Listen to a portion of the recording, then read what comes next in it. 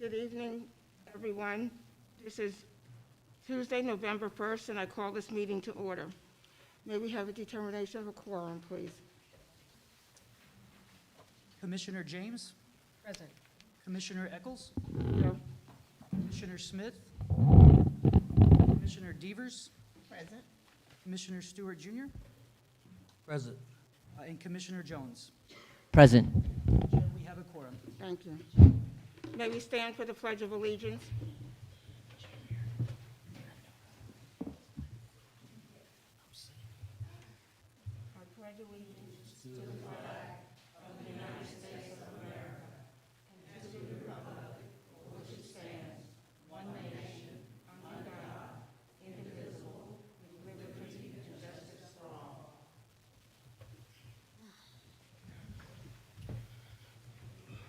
I will now open the floor for public comments. Please reserve your comments related to a specific agenda item when I call for comments on that item. Comments to the Planning and Zoning Commission should be limited to no more than 2 minutes. Groups wishing to address an issue should select 1 or 2 spokespersons. The time allowed for all issues should not exceed a total of 15 minutes. Issues raised at this time are generally referred to the Director of Planning and Zoning for review. Responses will be provided at a later date. Is there anyone in the audience that would like to speak about something that is not on the agenda? If so, you please come forward, state your name and address.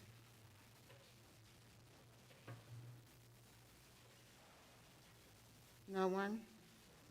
That is closed. Fellow commissioners, will we have an approval for the meeting agenda tonight? Commissioner Jones, I make a motion to approve the meeting agenda for this evening. Commissioner Stewart, I second the motion. I now have a motion and a second, so we'll call the vote. All in favor? Aye. Any opposes? That motion carries. Now we'll have the approval for the meeting minutes of tonight. Fellow commissioners?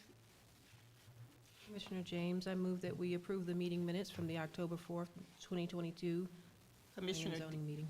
Commissioner Devers, second. All in favor? Aye. Any opposes? That motion carried. Now we have the floor open for a public hearing.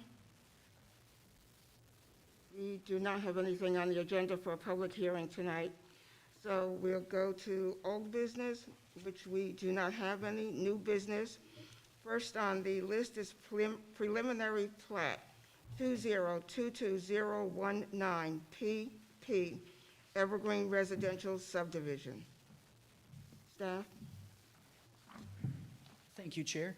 So as you stated, this is preliminary plat 2022-019 Evergreen Residential Subdivision.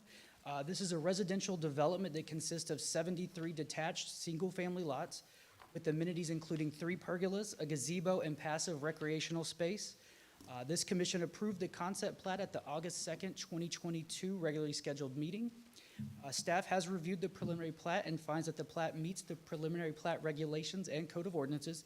Staff recommends approval of preliminary plat 2022-019 PP. Thank you. Commissioners, do you have any questions for staff? No questions? No questions. No question. Questions at this time? Okay.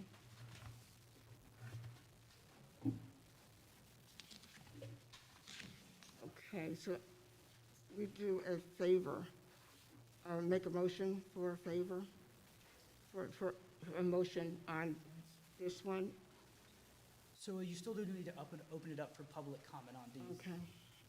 Okay, so we have that. So now when we open it up for public comment, is there anyone from the, is there anyone in the, for the, Yeah, Mr. may you come forward, please, and state your name and where you're from? Good evening. My name is Dan Green. I'm with Ashford Engineers. I live at 350 Virginia Highlands in Fayetteville, Georgia. I'm here to support the application for the preliminary plat. I'm open to answer any questions or concerns anyone has. Any questions? Yeah, just one question. Has anything, has there been any substantial changes since we already approved this concept plat on August 2nd, 2022? No, sir. Thank you. Fellow commissioners, any other questions? No questions? Thank you. Is there anyone in the audience that would like to speak for or against? Please come forward with your name and where you're from. My name's Penelope Ludlow. I live on Strickland Street. I have a question.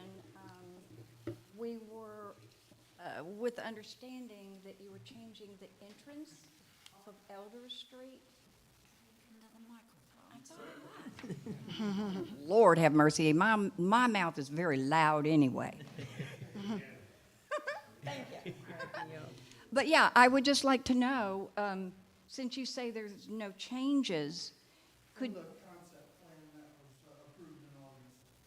So the entrance off of Elder Street is still centered on the subject property.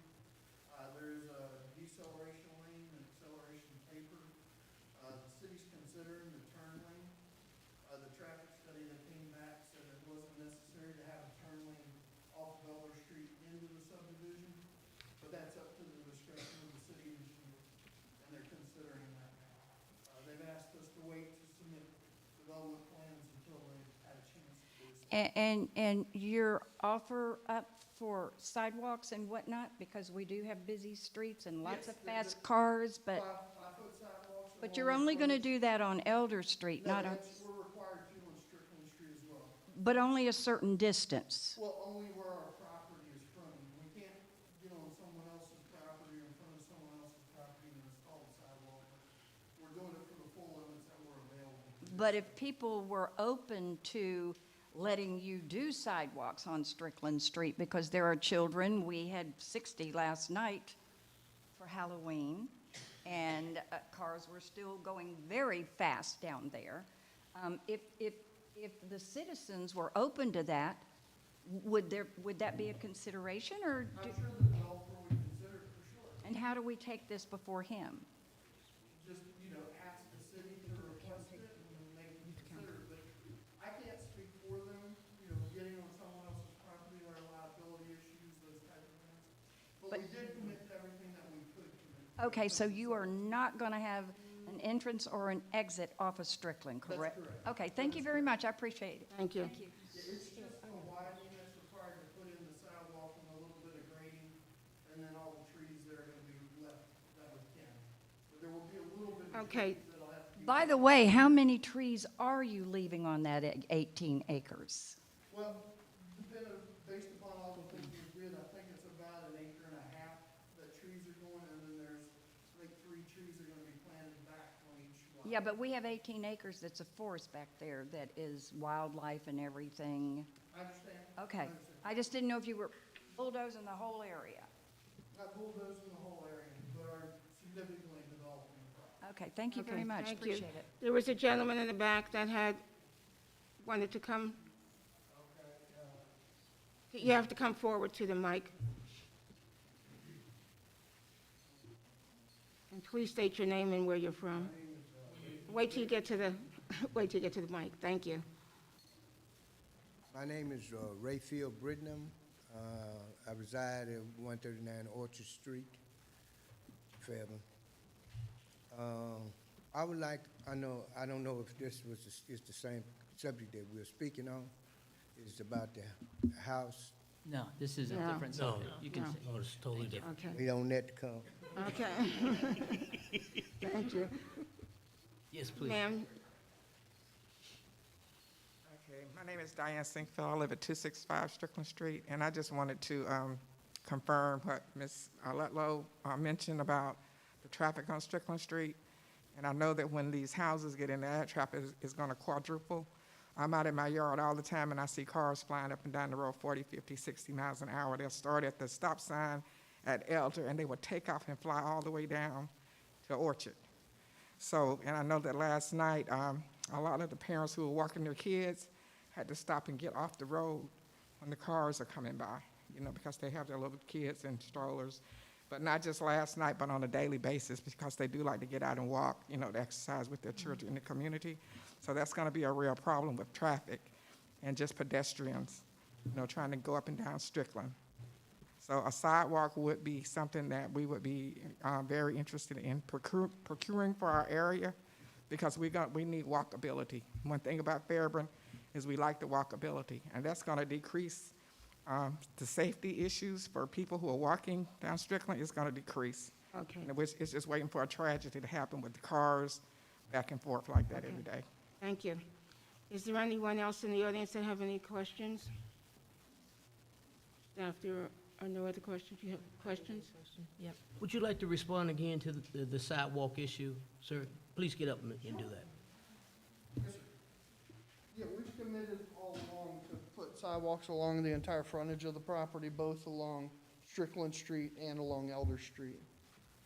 5-foot sidewalks is what's required. So the existing sidewalk now along Elder Street's 4 feet, that's gonna have to come out and then put a new sidewalk back in.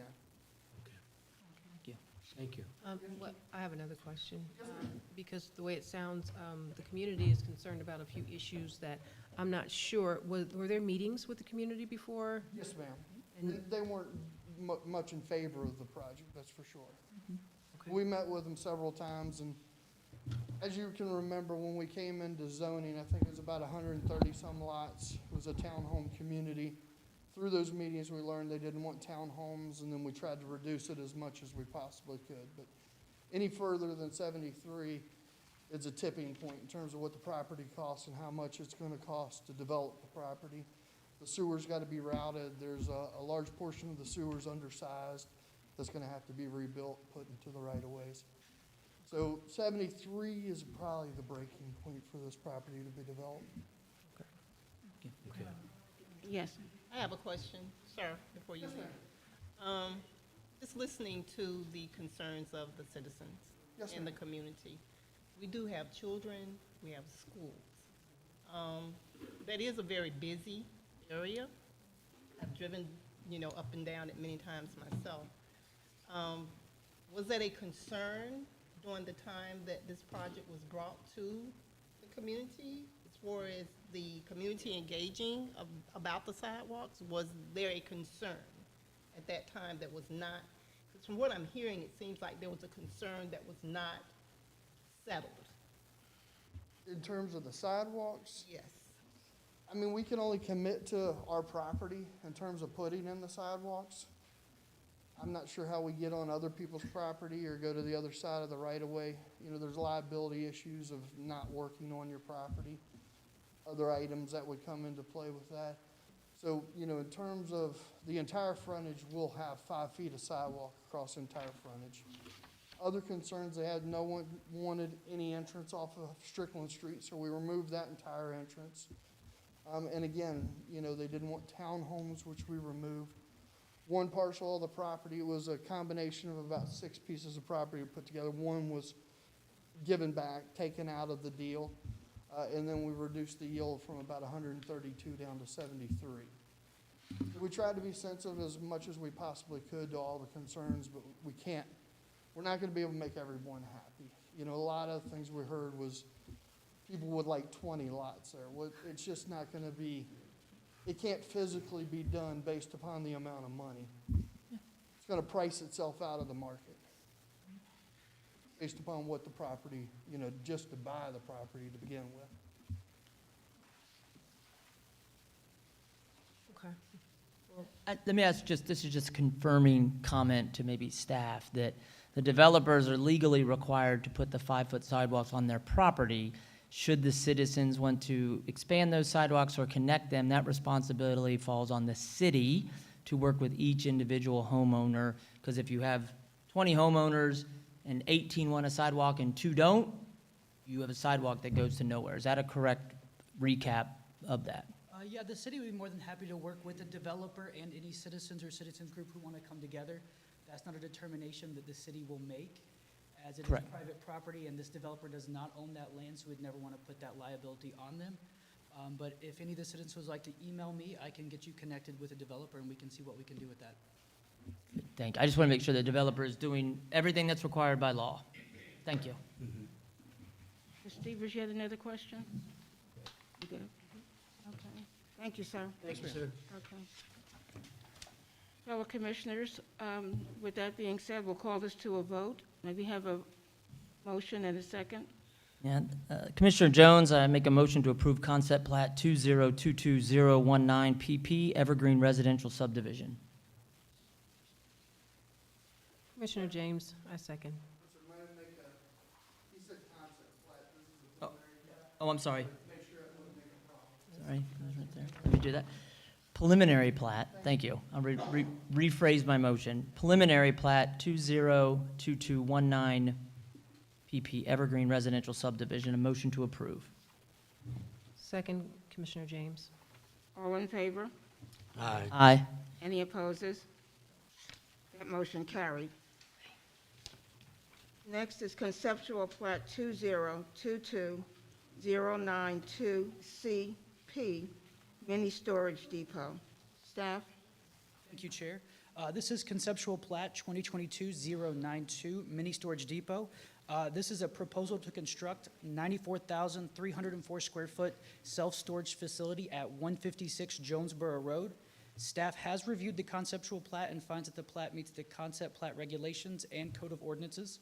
Staff recommends approval of concept plat 2022-092. Fellow commissioners, do you have any questions for staff?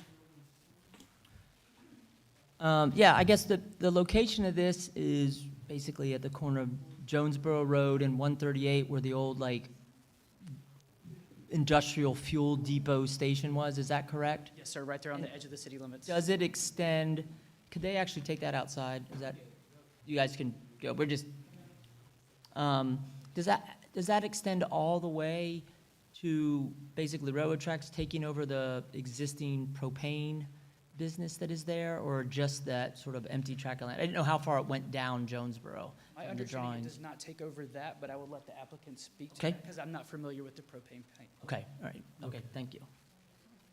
Thank you. Thank you. Staff. May you come forward, please? Thank you. Good evening. I'm Clint Patterson, Sterling Development. I'm the developer on the project. Do I need to state my address or no? Yes, please. 3900 Edison Lakes Parkway, Suite 201, Mishawaka, Indiana. And so just to clarify, so the actual owner of the propane, that is still up and function. We're not buying that. It's the vacant ground that's next door. I'm working with the owner, Mr. Taylor, to develop that property, that vacant property. Okay, thank you. Does he own that property also? Yes. Oh, okay. Staff, any other questions? Was its prior use, I thought that was a Fulton County, because I saw it was like a gas that long ago? No? Okay. I don't believe so. It's like fenced in right now, and it's got It is. some concrete? Okay, all right. It is, yep. Okay. Any other questions from staff?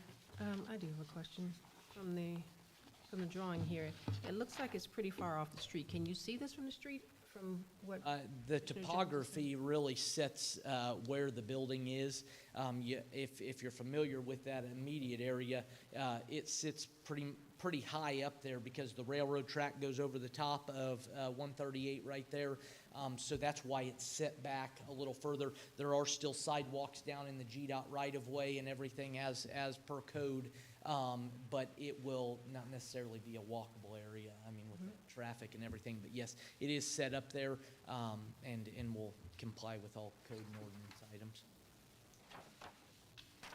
Have any other questions? Is there, knowing that that's right across from the Fulton County, the South Fulton County bus area, where hundreds and hundreds of buses, which frankly can't make that turn, they take up 2 lanes, is there part of this expanding that or a turn lane or anything? I didn't see anything specifically. I know it's a concept, so. No, there is a turn lane into our facility. Again, these storage deals don't generate much traffic at all. The traffic study actually, even with because it has to be done when school's in session, didn't trip so there's not near as much traffic as one would think. But there is improvements being done in front of our property, much like the last gentleman spoke of, to the extent that we can do the improvements for bettering that area, we are. Okay, okay, yeah. I probably account for 7 of those trips a day. I think they said that. Okay, thank you. Staff, any other questions for the applicant? Thank you, sir. Thank you, sir. Have a good evening. Thank you. Is there anyone in the audience that would like to speak for this conceptual plat? Is there anyone opposing comments? Commissioner, can I ask a question of staff? I'm sorry, one other, is that possible? I know that a while back, there was an ordinance that was passed related to the number of self-storage units in the city of Fairburn and the distance between them. Has that gone through that process? Basically, the ordinance was designed so we would not have a proliferation of these, every mile or so. Has anybody looked at that, or is that why this is just a concept plat? Yes, that was reviewed under the old director and the new staff, so that Meets everything. She did. Okay, thank you. That's all I wanted. Yes, she did. Yes. No further questions? No other questions? Okay, that question is closed. May we have a motion, fellow commissioners? Madam Chair, I propose that concept plat 2022092 CP Mini Storage Depot be approved. I'll second that motion. All in favor? Aye. Aye. Any opposes? That motion carried. Next is conceptual plat 2022036 CP, South Park Building C. Staff? Thank you, Chair. This is a proposal to construct a 253,800 square foot warehouse at 7760 Spence Road. And I'm sure if you've been aware of the last couple months, you saw building A and B come through as well. This is going to end up being a 4 to 5 unit industrial site there.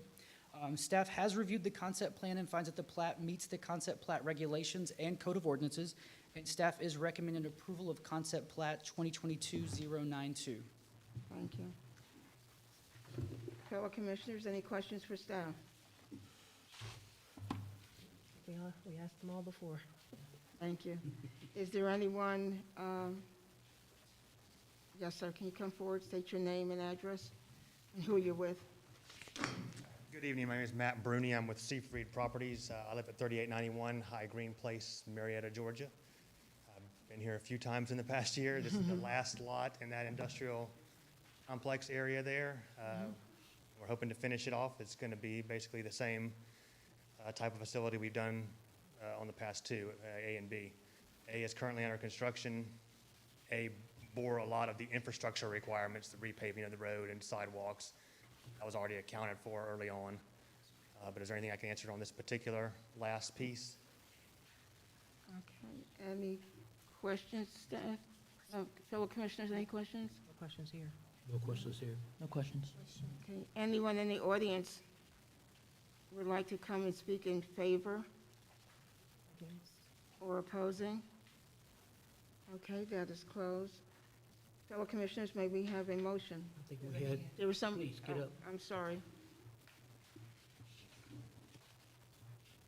I'm not so much in opposition of this one particular warehouse, I'm just in Can opposition. you say your Oh, name I'm sorry, again? I'm sorry. I'm Diane Sinkfield, 265 Strickland Street. I'm just in opposition of so many warehouses being built in Fairburn. It seems like they're popping up everywhere. I mean, is there ever going to be an end, or are we just going to be completely saturated with warehouses everywhere? We do get a lot of, traffic coming through from all the Amazon trucks and things coming out to make their deliveries, and all these other big, rigs coming up and down all the time. And I was on Highway 29 the other day, and it was about 50 rigs out there waiting on the train to just, because the train had them blocked in. Oh my God, it was just so many trucks. So are we just gonna keep having all these warehouses built? Is gonna be a limit to it? Or are we just gonna keep building them until we are completely saturated, you know, with really too many warehouses already? I understand the need for them, but do they all have to be in our small community? You know, can they branch out and put them somewhere else? Okay. And that's Thank just all. Thank you. Thank you. Okay. That part is closed. Commissioners, may we have a motion? Commissioner James, I'll put forth the motion that we approve concept plat 2022036 CP, South Park Building C. Commissioner Stewart, I second the motion. All in favor? Aye. Any opposes? That motion carries. Next, we have 2022127U, use permit, BCW Enterprises, Inc. Staff?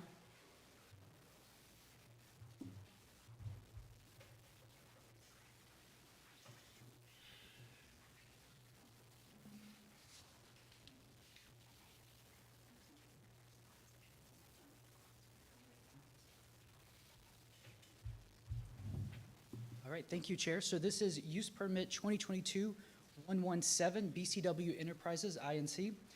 The applicant is requesting the approval of a use permit to allow for a group home/shelter for 6 adult males at 98 Orchard Street. The proposed operation would have 2 adult males to a room for up to 12 months. The facility would be staffed 24 hours a day. Staffing would include behavioral specialists, house director, assistant director, and house counselors. The facility has 3 off-street parking spaces, and only staff would be utilizing those spaces. And the facility would have a shuttle to take residents off-premise when needed. The applicant is not proposing any changes to the existing home other than what may be required by the fire code and the building code for this type of facility. The property is zoned R3, which is single-family residential. This use is not an allowed use by right in the R3 district, which requires review by the Planning and Zoning Commission and City Council to determine if this is an appropriate use at this location. The property falls within the Town Center mixed-use character area within the 2040 comprehensive plan. This character area calls for a mix of uses and all types of residential uses. Staff finds that this request does conform with the 2040 comprehensive plan and future land use map. Staff recommends approval of use permit 2022-117 with the following conditions. Condition 1, group home/shelter use is authorized if and only if the regulatory improvements for this occupancy maintain the residential character of the structure and site. The intent is for this condition to apply primarily to the exterior of the structure, but certain improvements may impact the interior as well. The determination of whether the improvements are residential in nature shall be made by the Planning and Zoning Director. If the improvements negatively impact the residential character, the land use is not permitted. Such minor improvements as accessible parking or accessible ramps shall not be considered to negatively impact the residential character of the property. Condition number 2, there shall be a maximum of 6 residents authorized to reside at this group home/shelter at any given time. 3, for as long as this group home/shelter use is carried out on the site, parking shall be limited to staff and visitors. No resident vehicles are permitted to remain on the property for more than 24 hours at a time. Passenger vans may remain on the property for a period of 24 hours maximum for the purpose of loading and unloading people and supplies. Long-term storage of any vehicle is prohibited. Condition number 4, no more than 2 guests are allowed on the property at one time. Condition 5, occupational tax certificate is required prior to initiation of group home/shelter use. And condition 6, requisite state certifications and license shall be obtained prior to the issuance of occupational tax certificate for the group home/shelter. Thank you. Thank you. Thank you. Commissioners, now is the time to ask questions of staff and then the applicant and members of the public, if there be any. I do have a question, staff. One of the conditions is that there will be a maximum of 6 residents per room. I'm sorry, staying at the home at any particular time, correct? Yes, ma'am. Just wanted to clarify on the executive summary submitted by the applicant. On page 3, it reads, the proposed program will provide 1 housing unit with 6 individual rooms and will house 2 adults per room. So that sounds like you're saying 6 rooms with 2 individuals per room, so just for clarification. Staff did have a discussion with the applicant, and what is being proposed, to my understanding, I will let the applicant speak for himself to clarify that, is that it would be 6 total adult males in 3 separate bedrooms.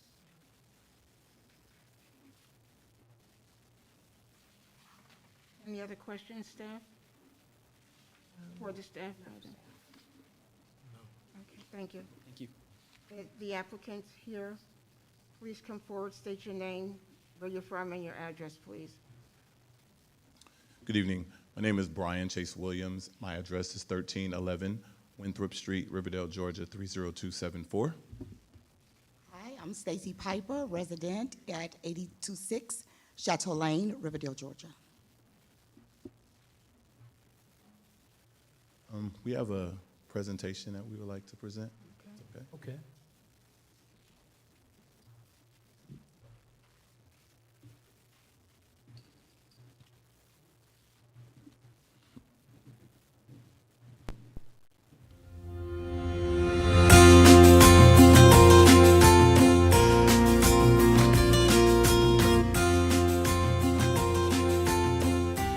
Yo, what's up? I'm Dr. B. Chase Williams, and I would like to welcome you to Melly's house.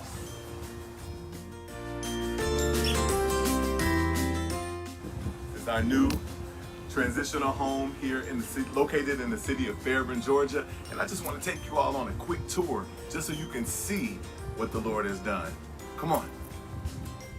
It's definitely a place that somebody's going to be proud to call home. And that's what we want to do. That's our mission. Anybody home?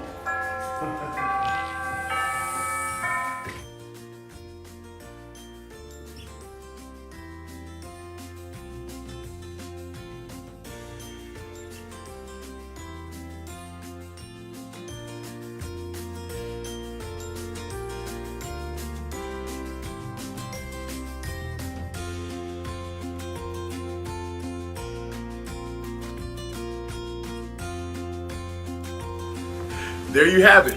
This is B. Chase Williams Enterprises Incorporated's first initiative, Melly's House of Pride. And our motto is hope, helping our people elevate. And that's what we're gonna do. Check us out at www.bcwenterprisesinc.org for more information.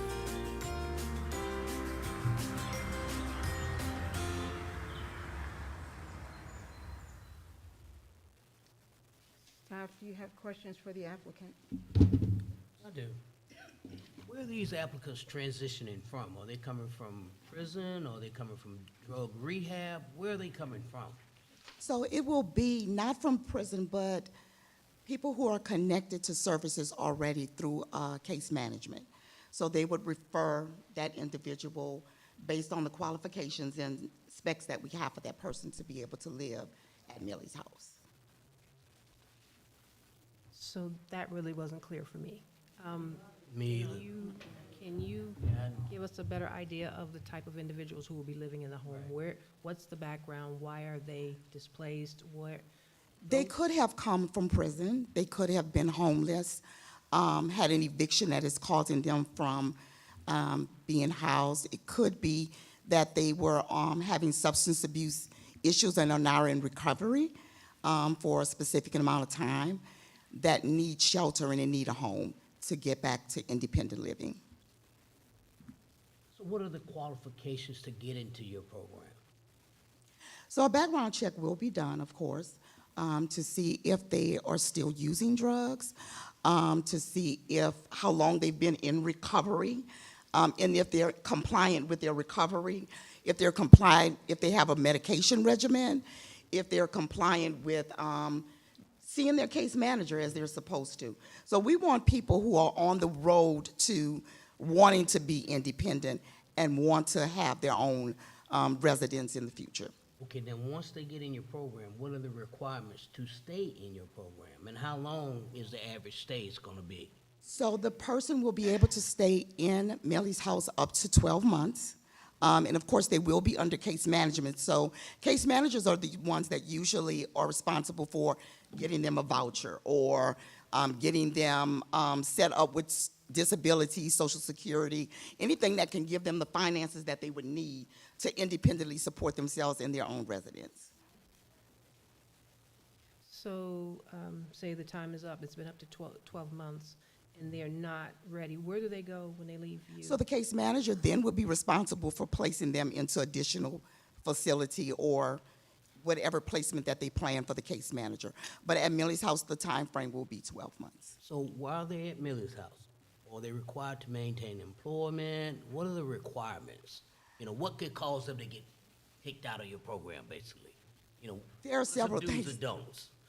Of course, drug and substance use will definitely be something that will get them discharged from the home. Also, non-compliance with any program that they have on their treatment plan would get them suspended from Millie's House. We want to make sure that we are very, very structured in what their case management and what they have specifically stated for themselves. Most people are person-centered planned, so when they decide that this is what they want to do, the case manager takes them through a person-centered treatment plan. So they already agree to what it is that they want for their life goals. So they are bound to adhere to what it is that they say they wanted for their lives. Can you guys Also, tell we us a have, little? and rules and regulations that will be put in place for them to abide by. Can you tell us a little bit about your background? Hi, so I am a certified and licensed supported employment specialist. I'm also a case manager for diversion, homeless diversion, and I've been doing that for 25 years. I have a question, and don't take this. My question is very simple. Why Fairburn? When I think about Fairburn and looking around Fairburn, Fairburn represents community to me. And when you look at Mellie's House, what we want to provide is, and my name is Brian Chase Williams, and when I relocated to Atlanta, Georgia from Ohio in the early 90s, I was homeless. Pretty much for almost 2 years. I stayed on the streets. I slept on, I went probably every homeless shelter in Metro City, Atlanta. I slept on park benches. And I know what it felt like to be homeless. I know how people looked at me. I know how people judged me. I come from a very nice upbringing, a very nice family. I could have easily went home to Ohio and been fine, and my parents would have received me back, but I didn't want to do that. I was determined to make it here on my own in Atlanta, Georgia. And I wanted to, the vision of Mellie's House, Mellie was my grandmother, and Mellie always had people, she always took people in her house from the neighborhood. They got kicked out for doing this, their mother did this. Everybody respected my grandmother.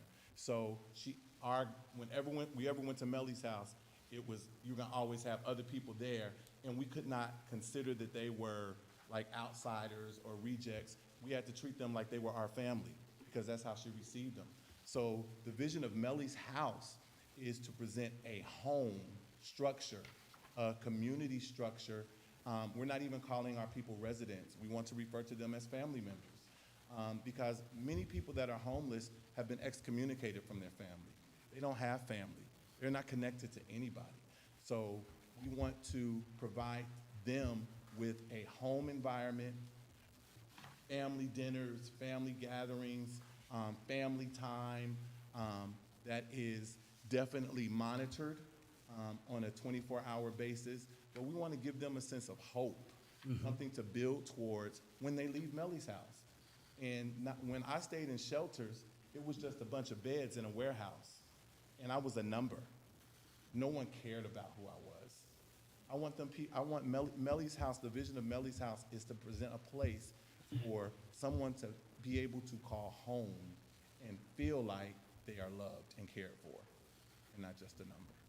There's a two-part to that question, because when I said why Fairburn, because I understand you're from Riverdale. Yes, ma'am. You live in Riverdale, Georgia. So I'm looking at, being a citizen living in the city. Yes, ma'am. And bringing someone into the city. That's why I asked you Why Fairburn? Fairburn is, I love Fairburn. Fairburn is, when I drive through, we were talking about it when we were driving earlier, when I come, it's a small, intimate, homey town. And you don't get that a lot of places in Atlanta, Georgia. We love it here, so why not Riverdale? That's the question. That's my question. So why not Riverdale? If you're from Riverdale, just a question, you know? We're just throwing this out. That's a fair question. I don't get, Fairburn spoke to me. Fairburn spoke to me. It really did. When I actually laid eyes on this property, I immediately reached out and said, y'all, this is it. It felt right. The neighborhood felt right. We walked the neighborhood. We talked to people in the neighborhood, found them to be very nice, those that were at home. We found the neighbors. We had individually went to each house, talked to them. They were very welcoming. They were very warm. And that's what we want for our family members. Riverdale doesn't give me that. Riverdale gives me city. Doesn't give me town family. The reason I say that, I have lived in Fairburn since 1987. Mhm. This is where I live, where I work, where I've raised my children, who have become very prosperous citizens. This is my home. Exactly. This is my home. When you're at home and you open your door, you want to make sure you know who you're bringing in that door. Yes. So when I said Fairburn, the first thing that thought, okay, you're in Riverdale, but you want to put a group home here, but you don't live here, but it's good enough for a group home, so why is it not good enough to live here? I mean, this is just me. I'm putting these questions out. I agree. Because and I know that the people that live here are very much, this is where they love to live and work and play. And we are very concerned about who we bring into this little small community that you talk about. Definitely. So it's just a question. No, I understand. I just told Stacy before we came here, when we were riding in through Fairburn, we were talking about the town. I said, I really could see myself living here. I lived in Riverdale. I've been there forever. So it's not that I would not plan on this would definitely be someplace I would want to call home. Definitely be a place I would want to call home. A question here on the financial model of the residency, certainly with 6 homeless individuals and like 4 round-the-clock staff. How is that financially viable? How is the project funded to provide for behavioral specialists? I have a little bit of experience in this, and those aren't cheap resources. They shouldn't be. They're highly trained and qualified. So just curious how that model works to provide them the top-level care to get them from homelessness to a productive life. Well, there are several things that can happen or does happen. One is the house could be funded through grants that are from the sponsors that refer the individuals to the home. The second is they could be on a sliding scale because they do have funding. So I'm going to give you just the example of PAD, the company, one of the companies that I work with, which is Policing Alternatives and Diversion. So we have grants that support individuals that we place in homes. If they have funds like a disability check, some of that disability is also part of their responsibility for their rent. Okay. If they don't have any money, then that agency provides the full funding for that person to live there during that time. And have you applied for these grants? Are these like the money's there, or is this sort of to be determined pending a lot of other stuff such as this? So those grants are provided for, and the agencies already have that funding for that money. Okay, thank you. So I have a question regarding drug use, drug testing. Are the individuals who live in the home tested regularly for drug use? Yes, they will be. Also background checks, drug screening, some of the same things that happen when you move into into an apartment. They do those types of screenings before you even get into the apartment. But of course, we'll have to do a little bit more because we have to be responsible for make sure people are following their plan of treatments. So is it more of a three strikes you're out system, or if you found some drugs on an individual, how does that handle They're out. immediately? Yes, sir. Meaning one time, no second chance. No second chances at all? They will be out of the program. They will be returned to their case management that says that they are not ready for independent living at this time. Or if they commit a new crime? If they commit any type of new crimes, they're out of the program? That's correct. Would that be correct? We plan to make sure that they know that they're living in a community, and that every community has laws, rules, and regulations everywhere. And we expect those residents to follow those same rules that everybody has to follow. I have a question.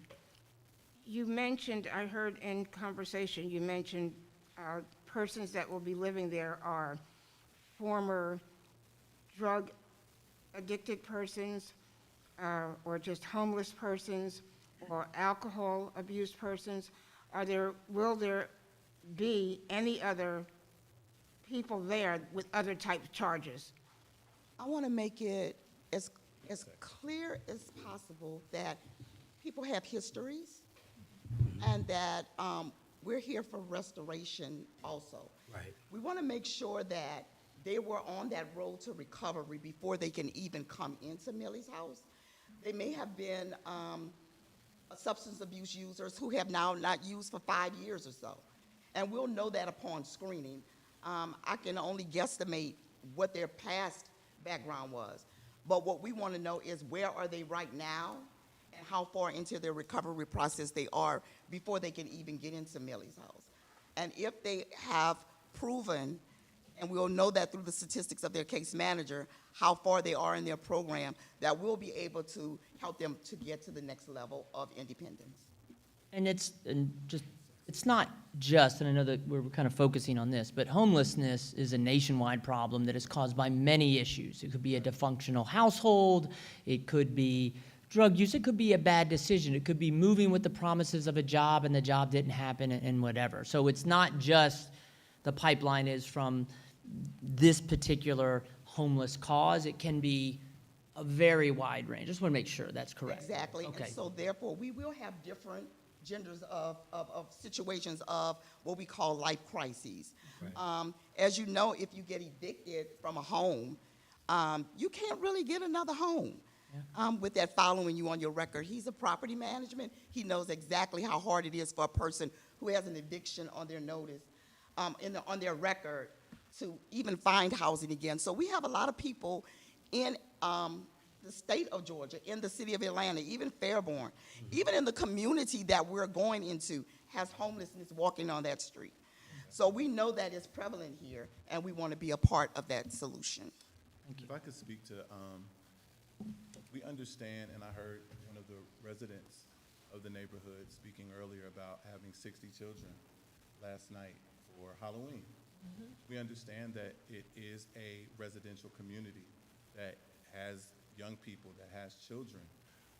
We will definitely, and this comes to answer your question in that regard, definitely no sex offenders can be allowed in the home at all, none whatsoever.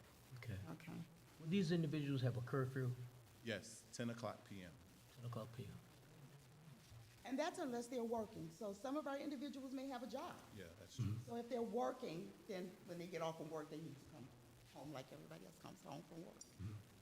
And as far as visitation, they're only allowed 2 visitors at one time. So there will only be 2 visitors allowed to come to the property at any given time. They cannot stay past, there are no overnight visitors. They cannot stay past curfew. And we will definitely be scheduling visitation, how they want to have visitors. They have to follow that schedule in regards to assigning their times and allotted spots for visitation.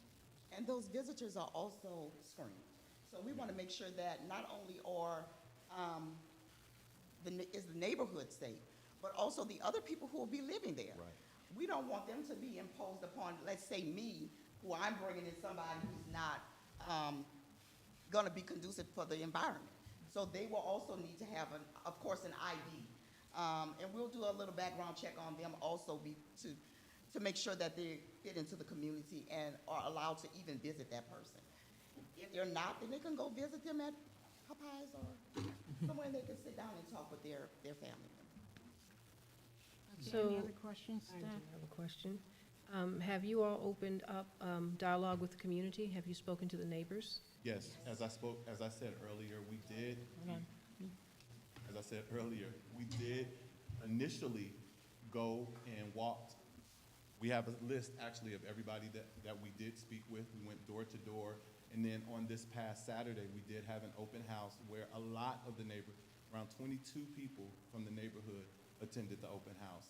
They expressed their some support, some against, some on both sides of the fence.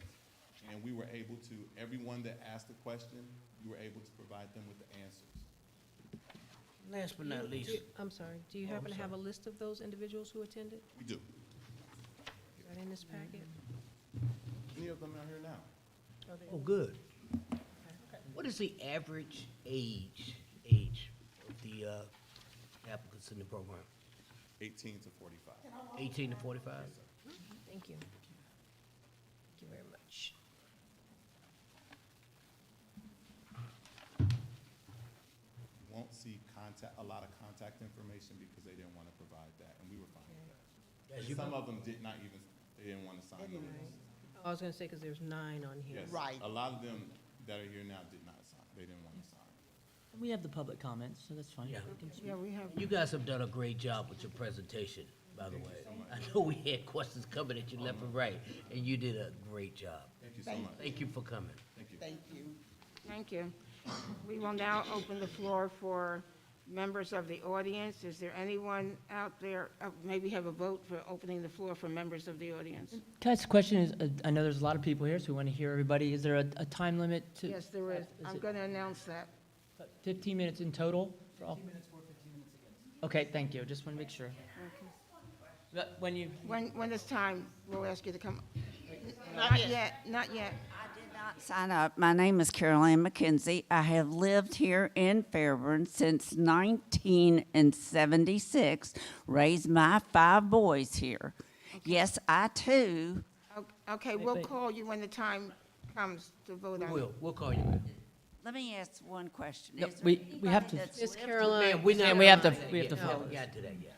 Okay, Thank you, though. okay. Thank you so much. Commissioners, we will now open the floor for members of the audience. May we have a vote? It's not a Yeah, if anyone wants to speak. just open it It's a- Okay. Okay, good. Okay, is there anyone in the audience? First, we would like to call Gail Jackson. do we start the time now? Is this opposition or is this? It's opposition. Okay.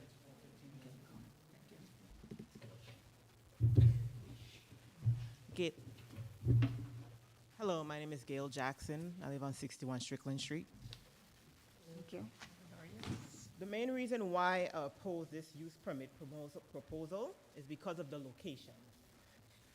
Millie's house will be surrounded on all sides with single-family homes, some of which are owned by residents who have lived in their homes for 50-plus years.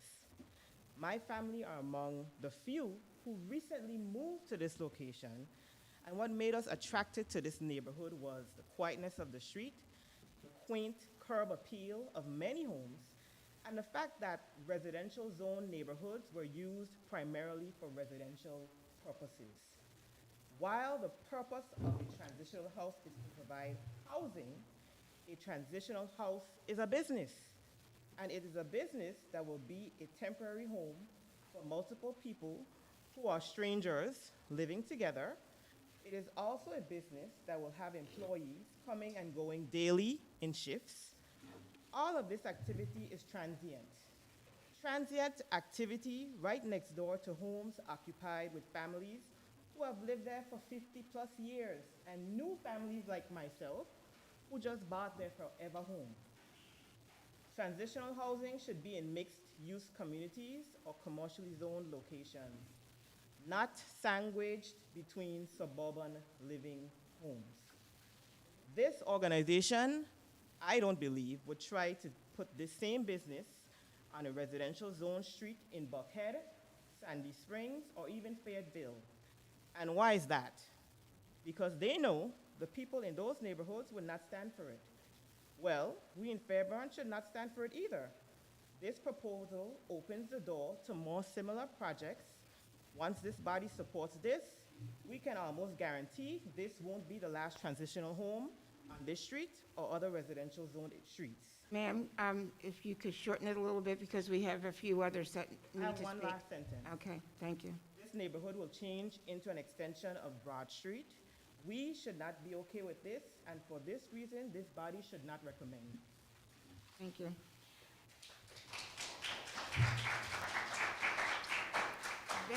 Ben Rivers in the audience that was next. Thank you, Commissioners. My name is Ben Rivers. I live at 74 Orchard Street. I'm a senior geotechnical engineer with the United States Department of Transportation, Federal Highway Administration.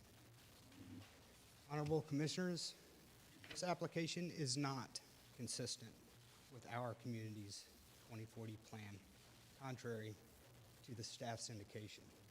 The 2040 plan is predicated on the vision of this city being an economically thriving community and a desired destination for residents and visitors of all ages. No one would want to live in my neighborhood or live in my, or move to my neighborhood if this is approved.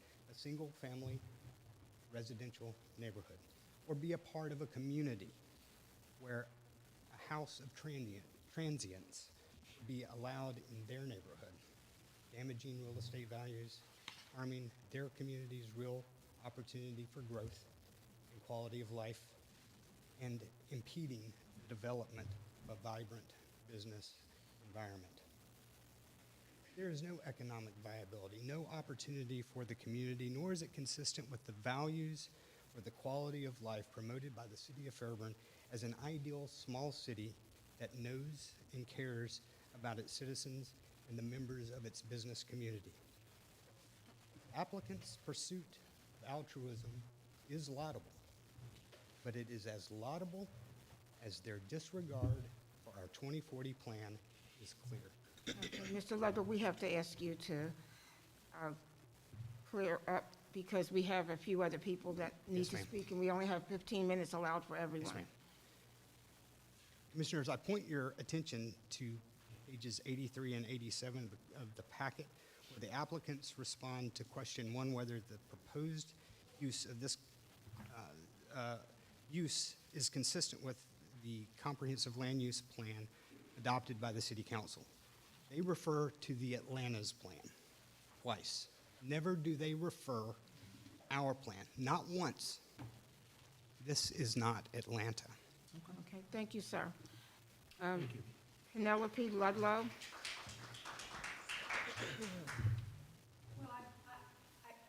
Good evening.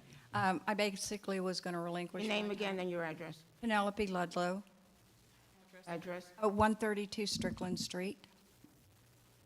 First of all, I was not notified, and I'm within the 500 yards of whatever. And a lot of the people that did show up, they just showed up. Some of the people that are on that list, they thought that they were for this just because they signed it, because they knocked on their door. They did not knock on my door.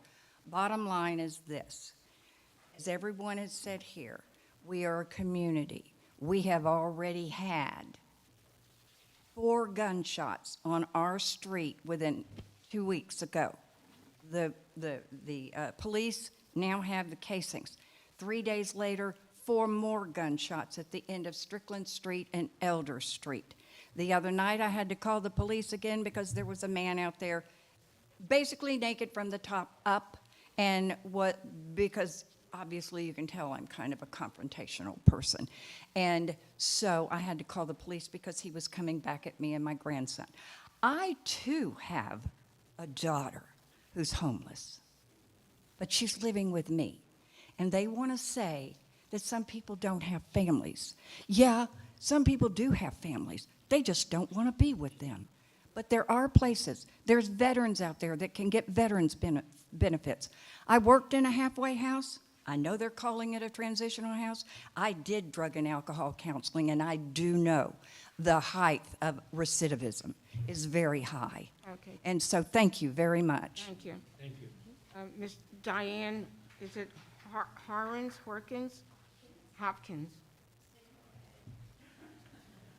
Your name and address, please. Yes, ma'am. My name is Diane Hopkins. My husband and I live at 84 Orchard Street in Fairburn. We've been in that home for over 53 years. The property in question is directly across the street from me. I'm speaking for myself and some of my neighbors who didn't want to come up tonight because they're nervous, and so am I. I didn't prepare anything, so I'm just going to say what I want to say. I don't know if y'all are familiar with our neighborhood, but it's lightning, and we've gone through transitions over the year, and it's beginning to build back up, and I'm so proud of that. We've welcomed 2 new families this year into our neighborhood, and I just want it to stay a neighborhood. I believe, I told you Saturday, I admire your plan, I admire the concept. I just don't think that a family neighborhood is the proper place for this facility. Thank you. Thank you.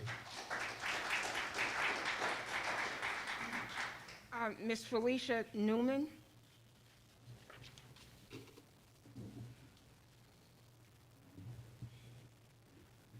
Evening, my name's Felicia Newman. I live in 64 Strickland Street. I am also directly across the street from this proposed location. I'd just like to say, I'm going to keep it short. I am new to Fairburn. My husband and I just bought a home here. We are living here. I work here in Fairburn, and I'm raising my 3 children here in Fairburn. My main concern is coming from the perspective of a parent. What brought me to Fairburn is because I love the relationships that I've built amongst the neighbors here already, and the level of trust that I've built amongst my neighbors here. My concern with this rotating door of people that will be in this home is just lack of familiarity, lack of trust, which brings on lack of accountability when people are in and out. And that scares me as a parent. That scares me. That's all I want to say. Thank you. Thank you. We have a couple more minutes. There was a young lady that said that she Yes. didn't sign up. Do you want to come forward now and Please. speak with the black and white blouse? And you, sir? Okay, remember, you only have 2 minutes. Ma'am? 2 minutes, please. My name is Caroline McKenzie. I live at 385 Elder Street. I've raised my children here in this community, and just like she says about the situation and all, we are family. Family. I'm her family, I'm her family, I'm your family, I'm your family, I'm your family. I'm everybody's family. Everybody knows me, because under the circumstances, I'll go up and hug you and all. I mean, even the police officer, I know her.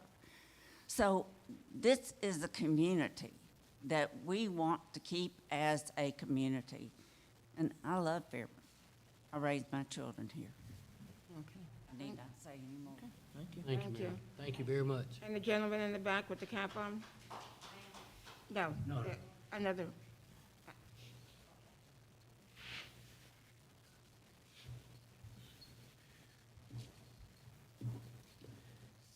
I just can't believe some of the things that people are saying here. Name and address, please. Can you speak up a little?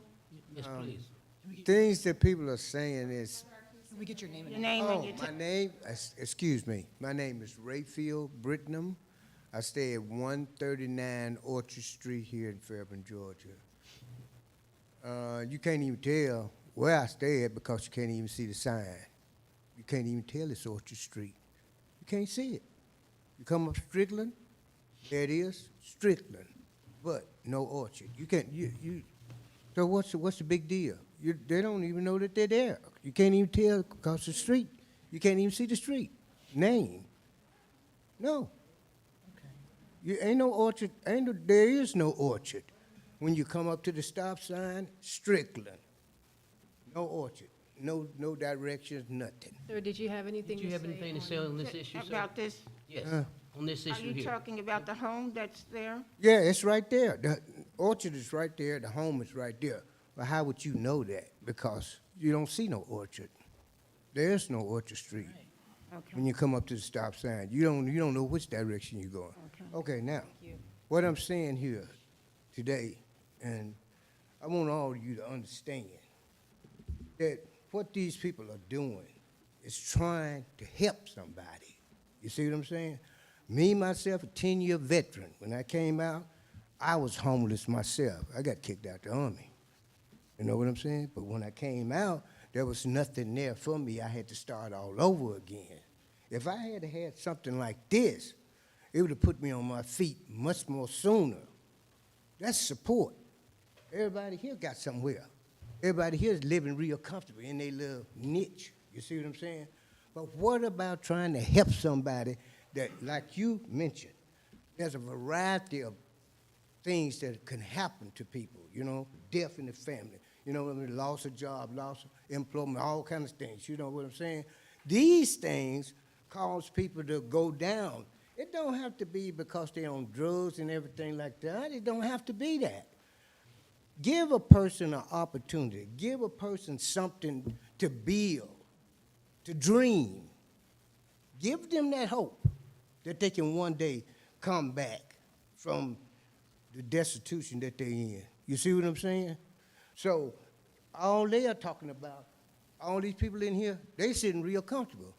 But if ever one of them fell down, do you think that they would want somebody to try to help them get back on their feet? If they lost all their finances and stuff, they had no insurance, their house burned down, do you think that they would want somebody to help them? Okay. So open your hearts. Don't fear. God said, fear him. All these situations will pass. We are situated to succeed, so let's do that. Okay. Thank you, sir. Is there anyone else out there that has not spoken? Okay. Have you spoken on this subject? I'm sorry. Okay, come forward and give us your name. Come forward first and give your name and your address. We have just a couple of minutes. Williams, that's H-O-N-I, and I live on Elder Street. I'm opposed to the situation. Why not Riverdale?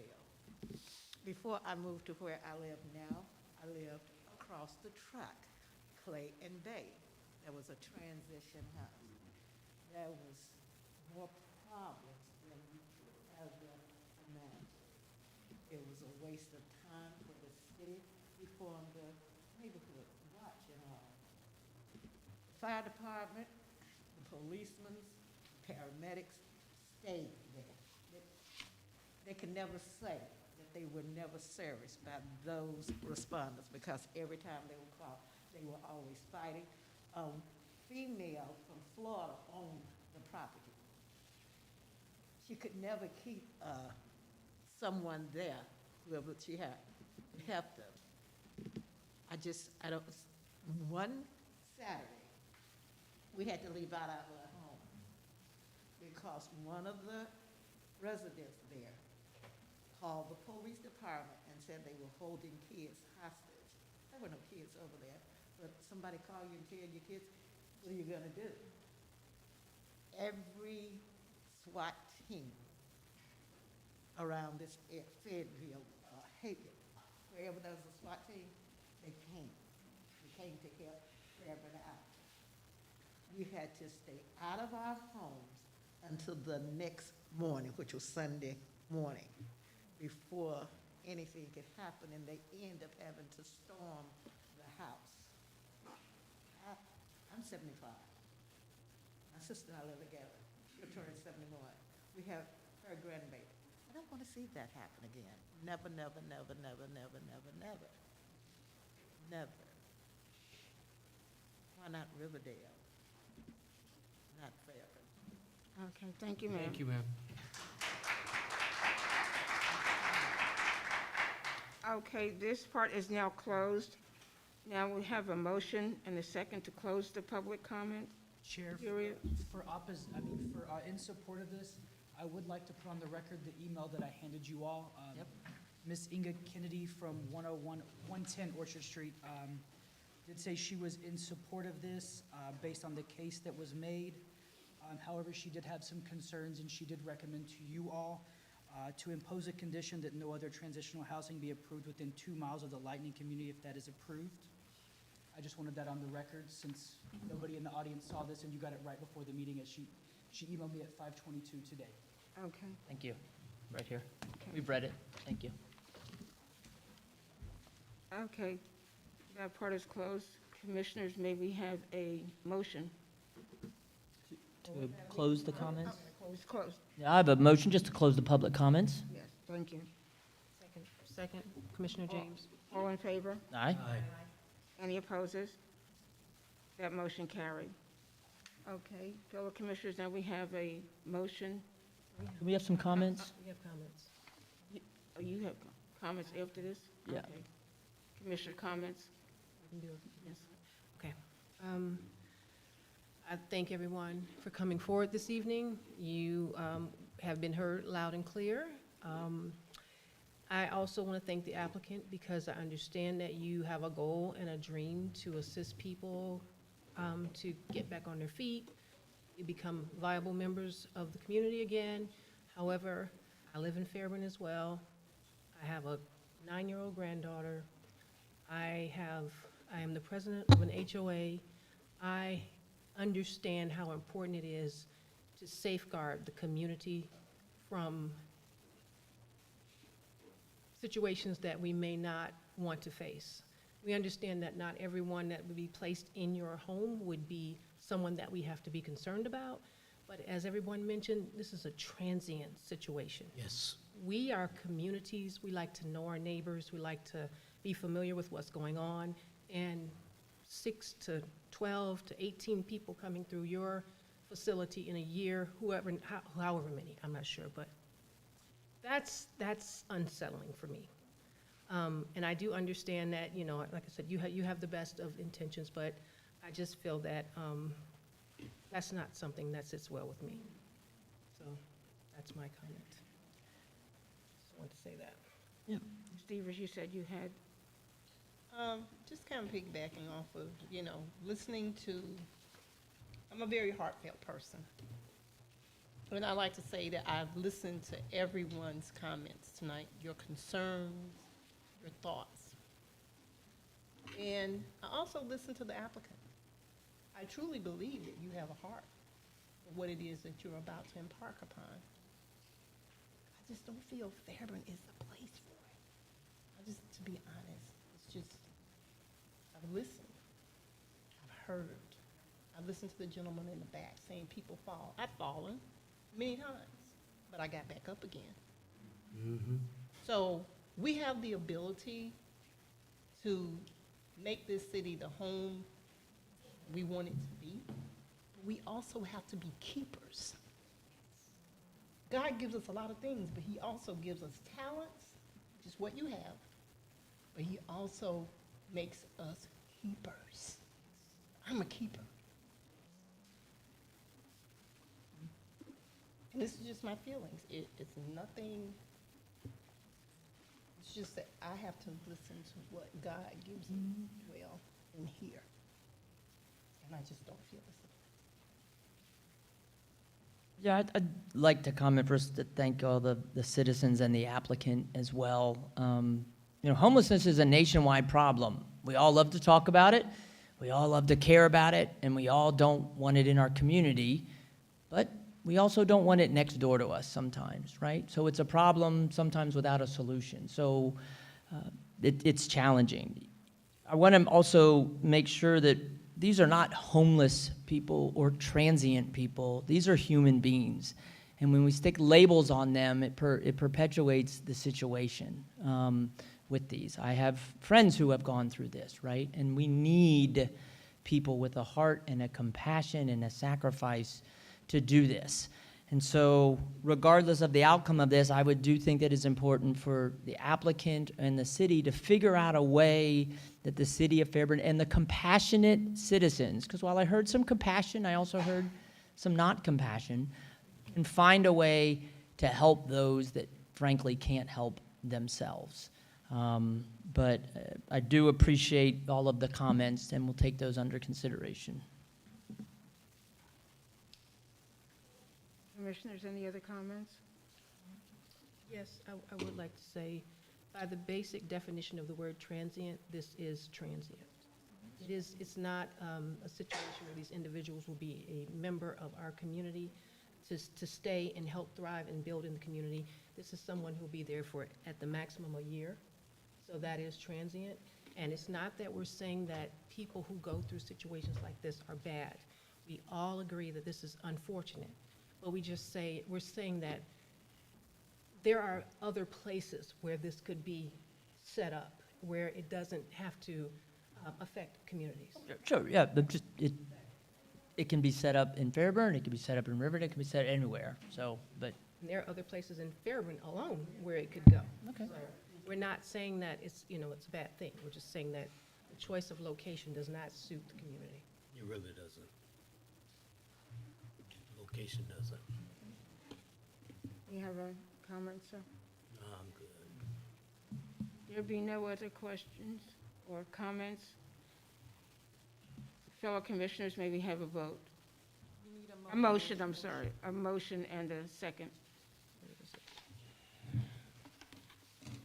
Madam Chair, Commissioner Devers, in reference to the use permit 2022127, BCW Enterprises, Inc., I would say that we deny that at this time. Commissioner James, I second that motion. All in favor? Aye. Any opposes? That motion carried. Chair, can we get clarification? Was there Yeah. any abstentions? Yeah, no, it wasn't she got to it too quick. Okay. So can we, Say that again? I'm in favor of that motion. Sorry, you were moving quick. Oh, sorry. Okay, thank you.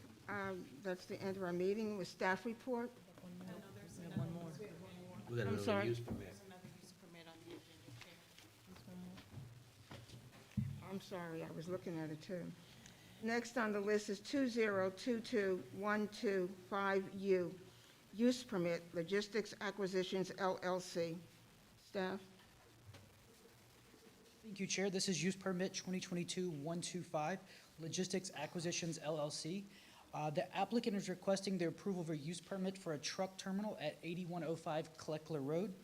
The property was previously a truck terminal, but the business license has expired for a period longer than 6 months, so a use permit is required to reauthorize the truck terminal at this location. The property is zoned M2 Heavy Industrial. The use is not an allowed use by right in the M2 district, which requires review by the Planning Commission and the City Council to determine if this is an appropriate use for this location. The property falls within the industrial character area of the 2040 Comprehensive Plan. Staff finds that this request does conform with the 2040 Comprehensive Plan and future land use map. Staff recommends approval of the use permit 2022-125. Thank you. Commissioners, is there any questions for staff? Not at this time. This was a truck terminal under J.B. Hunt Enterprises, the national trucking company. They stopped doing business. It sat dormant for enough time. The business license expired, so that the new business wants to do the exact same thing that was there before, but has to come before us. Is that correct? So it's not a change to what its use was? That is correct. So the business license was not renewed at the beginning of the year, and we are now 11 months into the year, so that 6 months did pass. So we are requiring the applicant to come back before you to determine if this is. And it's not changing the zoning, it's still M2 heavy industrial? That is correct, yes, sir. Thank you. Any other questions for staff? No. Thank you. Thank you. Is the applicant here that would like to come forward?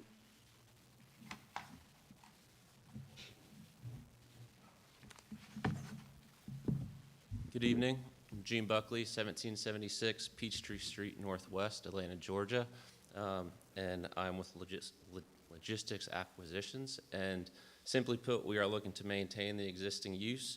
And simply said, we would clean up the current facilities. Right now, it's a weathered, truck yard, and we would install new fencing, install camera, security, and refresh the gravel and some different things so that it is a well-positioned lot, and we would look to maintain the existing use.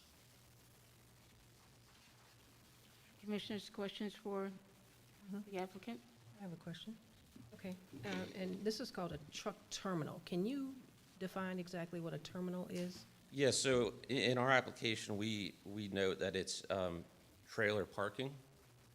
So that we're not erecting a structure or anything of that sort. Yep. Yes, and I can clarify on that. The definition in our zoning ordinance is truck terminal, but essentially it's trailer parking for transfer trucks. Okay. I have a question, Madam Chair. Yes. Will truckers be allowed to sleep at this particular area? No overnight parking allowed. So is this simply store the truck / the trailer until they can get to the intermodal to pick up their cars, their deliveries? Sort of like a cell phone lot in an airport, but it's a truck terminal. Yes, but specifically for the equipment part of the trailer themselves, not people sleeping in trucks. That is not. Right, so they put the trailers there, then an Truck drives away. When that trailer is needed, it'll come back, pick it up, and go to a facility. Thank you. Yep. And also to note, that is part of our zoning code, and if staff or code enforcement does find that is happening, there are enforceable actions from the city that we can take on that. Thank you. Any other questions for the applicant? No. Okay, Thank you. thank you. Then we open the floor. You have to come forward. Is it about this? Are they going to have police protection out there? Are you talking about what the gentleman was just talking about? Yes, ma'am. There's no people that will be at that. There's no people there. No, but, I mean, in California, there was a bunch of people that they moved their tractor-trailer trucks off of those ships, and the next thing, people went through them. No, I don't. Okay, that's And, not the case I mean, here. are they gonna have police protection? 24-hour guard, is that what you mean? Someone to guard? Well, something like that. Yes. So our zoning code That's a good requires that there question. be, our zoning code does require that there be a 24-hour, 7 days a week security on site at all times. So that is part of our code that we do require that. And at this time, the applicant's not requesting a variance from that. It's in the staff report, so they've been made aware of that. And I do believe they've also agreed that that's part of their, and Yes.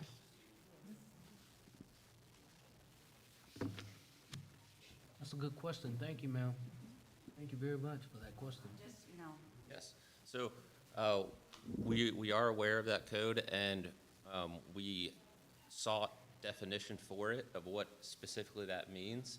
And our proposal for that would be a state-of-the-art technology security system where there's a camera, it's recorded, and it truly is 24/7 security in place that secures that lot and also monitors what happens in and around that lot. We're not proposing to have someone physically there 24/7, but rather a recorded system. There is gonna be a security thing for Yes, your all's and that lot would be gated and fenced and secured, and only allowed access to those folks that have the credentials to enter or exit.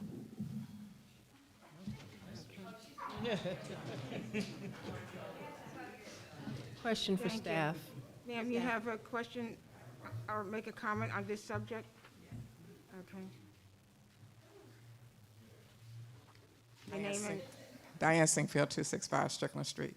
I'm not exactly sure where the location for this terminal is, but the trailers are not just, I know they're going to just be parked there, like for overnight, but they have to get there. So what is the route for the trucks coming to this property? How many trailers are going to be left there overnight? Because if you got like 100 trucks parking there, they got to get there, they got to get out. That's a lot of traffic, 100, 200, 300. What are the numbers? How many trailers are we talking about? Sir, can you come forward? And the again? route, you know, is it coming straight through Fairburn to get to this route, outside Fairburn, around Fairburn? How are they going to get there? So with the road system in place, we can't tell the exact route where a truck will come to or from. Many are coming from the intermodal, which is right down the street, which is why we feel this is an appropriate location. And we've actually found that these lots, oftentimes when you pull off the highway, you'll notice trailers staged on the side of roads or in different areas, and this allows a place for them to aggregate that's away from neighborhoods, away from different facilities, and is in an industrial location. I cannot comment right now on the number of trailers that will be there, as they will be coming and going. Certain days there might be one or two if they're all called to be on the road.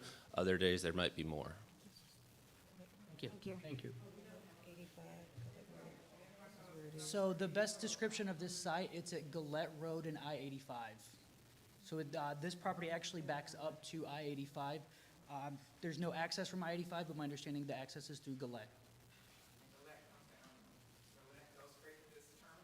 Yep, so Gillette turns in, you can take a right onto Kleckler, and Kleckler's a dirt road as well. And it's surrounded on three sides by the city of South Fulton, so most of these trucks will probably be coming through the city of South Fulton.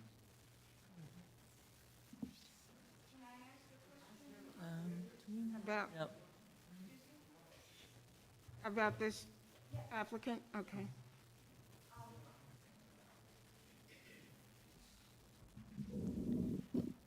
I'm Penelope Ludlow. I live on Strickland Street. So we know we already have a problem on 74 with trucks coming through. We also know we have a problem with trucks going very fast down Broad Street. How is this going to affect Broad Street, their entrance, exit on 74 and Broad Street? Where are they? How are they getting there? I really don't know about the street that you're talking about. I will play ignorant. But how are they getting there?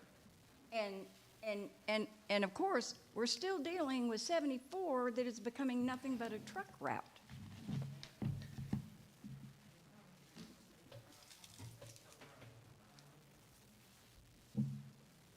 I do not have a visual or a map to show this, but what I would like to note is that it's the same use in place as today.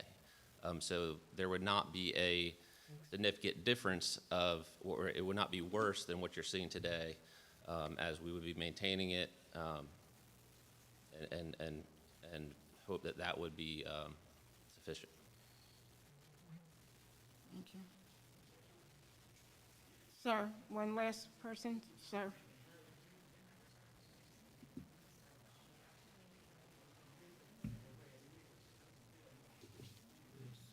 Please state your name and address again. Rayfield Brittenham, 139 Orchard Street.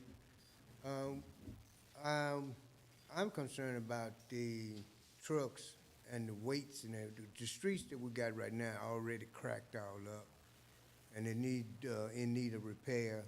So these trucks are coming in. What about the pollution? What about the noise? And it's going through residential areas? That's what I'm concerned about.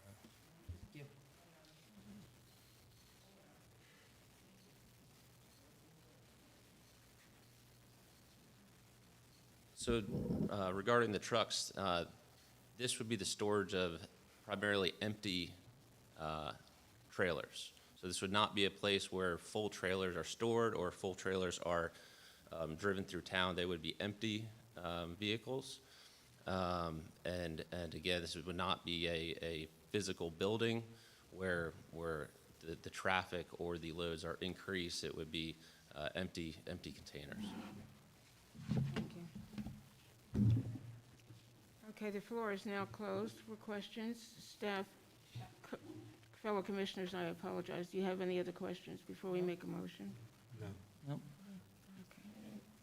Okay, fellow commissioners, may we have a motion and a second? Mr. Jones, make a motion to approve use permit 2022125 Logistics Acquisitions LLC. Commissioner Stewart, I second the motion. All in favor? Aye. Aye. Any opposes? That motion carried. Okay, thank you. Now we will have a staff report on time. Yes, so right now it's looking like we will have one and possibly up to 3 cases, depending on how fast the applicants from today's meeting can turn their conceptual plats around for preliminary. And just an update for you all and the audience here, both use cases will be going before City Council again on December 12th. And at that time, City Council can make a final decision on both cases. And I think that's all from staff. Thank you. Fellow commissioners, we'll start with Ms. Devers. Do you have any comments? No comments at this time. Ms. James? No comments, no further comments. Mr. Stewart? No comments. Mr. Jones? No comments. No comments here. Okay, may we have a motion for adjournment? Commissioner James, I motion that we adjourn. Commissioner Stewart, I second the motion. All in favor? Aye. Aye. Any opposes? That motion carried. Meeting has been adjourned.